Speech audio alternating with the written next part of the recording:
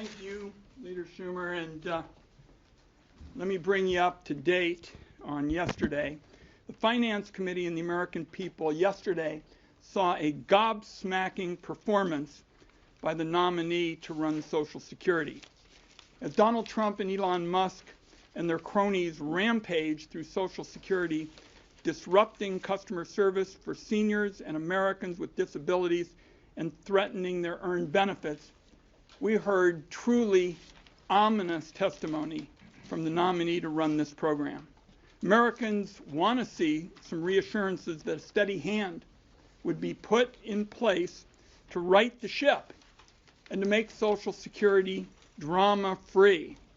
Instead, this nominee, Frank Bisignano, lied to the Senate Finance Committee about his involvement with Doge since his nomination in December. Here's what happened. A whistleblower reached out to my staff, and their testimony shows that the nominee appears to be the puppet master behind the chaos at Social Security.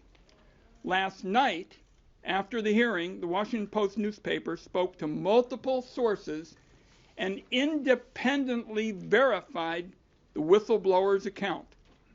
So this development in the last 24 hours has created a trust gap between the nominee and the American people before he's even in the door.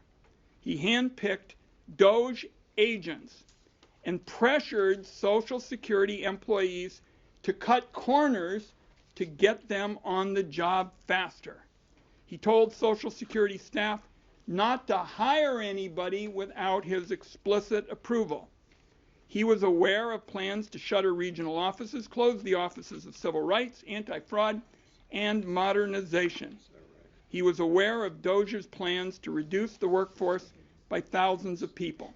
He was also aware of sweeping personal data that Doge agents were requesting, and that those requests flew in the face of privacy law and agency safeguards to ensure Americans' most valuable personal information is protected. Social Security is effectively the Fort Knox of Americans' private information, banking information, medical records, home addresses, children's names, and more. It is still not completely clear what information Doge has access to and what they are doing with it. So under this cloud of deception, as the ranking Democrat in the Finance Committee, working very closely with my colleague who's a privacy expert, among other things, I'm of the view the Finance Committee must not proceed with the vote on this nominee. At a minimum, there ought to be a bipartisan investigation into the allegations. And if that confirms what the whistleblower has told my staff, as I believe it will, this nominee ought to withdraw. My Republican colleagues here have an opportunity to prove they simply won't tolerate being lied to at the Senate Finance Committee.